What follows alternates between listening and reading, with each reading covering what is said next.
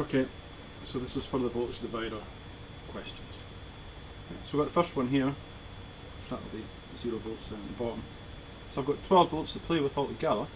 I've used 8 of them there, so the other volts must be somewhere.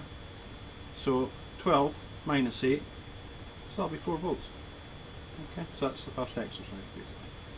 These two voltages add up to the power supply. Okay. In the next one, we'll go a sort of step or two further.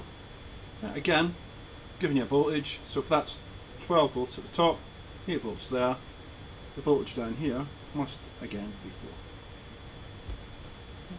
So that's found that voltage. Now, if I'm after this resistance, the formula for resistance is R equals V divided by I. So we know RK, we know the V is 8, so let's write that, R equals V over I, so that's 8 over, now I don't know what I is. I equals V divided by R, so we need to find somewhere where we know the voltage and where we know the resistance. So down at the bottom here, we know the voltage and we know the resistance. So I is V over R, so that's 4 over 8, so that's 0.5 milliamps.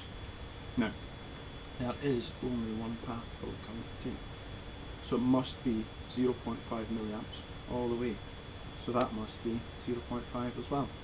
8 divided by half, so 16 kiloohms, so let's stick a K in at the end. Okay. On the third exercise, slightly different. Now, we don't know what the voltage is there, we don't know what the voltage is there, so we're kind of a wee bit stuck at the start. We know the voltage between these 2 points is 12. The current is the voltage divided by resistance. I is V over R. So if we've got a voltage of 12 between there and there, we've got a resistance of 2 plus 4. We've got a resistance of 6. So that must be 2 milliamps flow. So there's 2 milliamps there, there's 2 milliamps there, there's 2 milliamps there, there's 2 milliamps here. So this voltage equals I times R, so again it's a 2 times 4, so that must be 8 volts.